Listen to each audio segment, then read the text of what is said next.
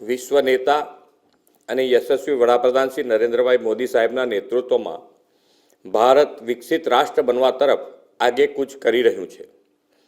વડાપ્રધાનશ્રીના માર્ગદર્શન પર ચાલીને ગુજરાત પણ વિકસિત ભારતના નિર્માણમાં વિકસિત ગુજરાત દ્વારા અગ્રેસર રહેવા સંકલ્પબદ્ધ છે. વિઝન વિકસિત ગુજરાતનું, મિશન જન કલ્યાણની પ્રતિબદ્ધતા દર્શાવતું બજેટ આજે નાણામંત્રી શ્રી કનુભાઈ દેસાઈએ વિધાનસભામાં રજૂ કર્યું છે. નાગરિકોના માથે કોઈ પણ નવા કરનું ભારણ નાખ્યા વગર રાજ્યના વિકાસની નવી ઊંચાઈઓ સર કરનારું આ વિઝનરી બજેટ છે. વિકસિત ગુજરાત માટે 50,000 કરોડનું વિકસિત ગુજરાત ફંડ સ્થાપવાની જાહેરાતને હું આવકારું છું. વિકસિત ભારત માટે, વિકસિત ગુજરાત અને વિકસિત ગુજરાત માટે 6 રિજિયન ઇકોનોમી પ્લાન તૈયાર કરવાના છીએ. મને જણાવતા ગૌરવ થાય છે કે આ વર્ષનું બજેટ રોડ કનેક્ટિવિટી, ઇન્ફ્રાસ્ટ્રક્ચર, શહેરી વિકાસ, પ્રવાસન, પોષણ જેવા સેક્ટર્સના વિકાસને વેગ આપનારું છે. સમગ્ર રાજ્યમાં વ્યાપક વર્લ્ડ ક્લાસ રોડ નેટવર્કનું માળખું સ્થપાય તે માટે આ બજેટમાં આયોજન કરવામાં આવ્યું છે. નમો શક્તિ એક્સપ્રેસવે સહિત 2 નવા ગ્રીનફિલ્ડ એક્સપ્રેસવે અને 12 નવા હાઈસ્પીડ કોરિડોર વિકસાવવા માટે જાહેરાત કરવામાં આવી છે. તેના કારણે પ્રવાસનને પણ વેગ મળશે. વડાપ્રધાન શ્રી નરેન્દ્રભાઈ મોદીએ ગુજરાતના મુખ્યમંત્રી તરીકે 2005માં શહેરી વિકાસ વર્ષથી રાજ્યના શહેરોને વિકાસની ચેતનાથી ધબકતા કેન્દ્રો બનાવ્યા હતા. હવે તો તેમના વિઝનરી નેતૃત્વમાં ગુજરાત દેશનું ગ્રોથ એન્જિન બન્યું છે અને વર્લ્ડ ક્લાસ સુવિધાઓ સાથે આપણા શહેરો વિશ્વ કક્ષાનો વિકાસ ધરાવતા થયા છે. તેને વધુ વેગ આપવા 2025ના વર્ષને શહેરી વિકાસ વર્ષ તરીકે ઉજવવાનું આપણે નક્કી કર્યું છે. આ માટે સમગ્રતાએ શહેરી વિકાસના બજેટમાં 40% વધારો કરીને વધુ 31,000 કરોડ ફાળવ્યા છે. નવી રચાયેલી મહાનગરપાલિકાઓ માટે માળખાકીય વિકાસ સહિતના કામો માટે આ બજેટમાં નાણાકીય જોગવાઈ સુનિશ્ચિત કરવામાં આવી છે.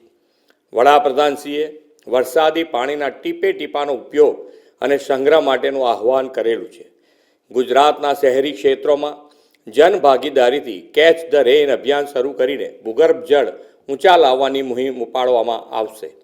વડાપ્રધાન શ્રી મોદી સાહેબે ગરીબ, યુવા, અન્નદાતા અને નારી શક્તિને વિકસિત ભારતના નિર્માણના 4 મુખ્ય આધારસ્તંભ કહ્યા છે. આપણે પણ એ 4 વર્ગને બજેટના લાભ પહોંચે તે સુનિશ્ચિત કર્યું છે.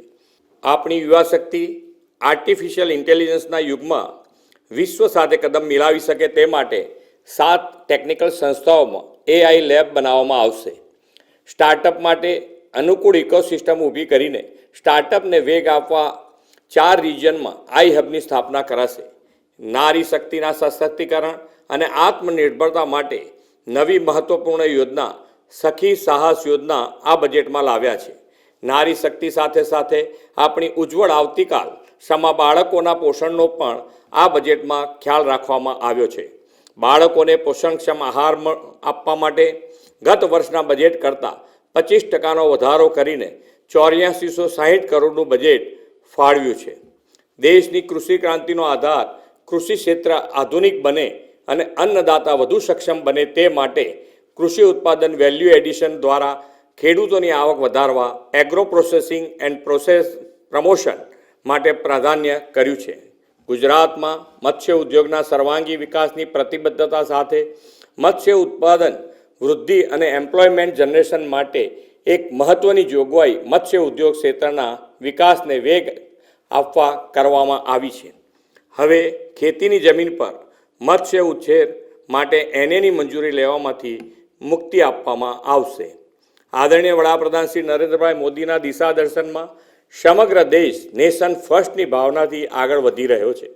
ગુજરાતનું આ જનકલ્યાણકારી બજેટ રાજ્યના પ્રત્યેક નાગરિકને એક જ ભાવનાથી વિકસિત ગુજરાતનું નિર્માણ કરવામાં યોગદાન આપવા પ્રેરિત કરશે એવો મને વિશ્વાસ છે. ગુજરાતની પ્રગતિને વધુ તેજ બનાવનારું અને વિકાસની ધારાથી કોઈ વર્ગ બાકાત ન રહી જાય તેવું સર્વસ્પર્શી બજેટ આપવા માટે નાણામંત્રીશ્રી અને તેમની સમગ્ર ટીમને અભિનંદન આપું છું.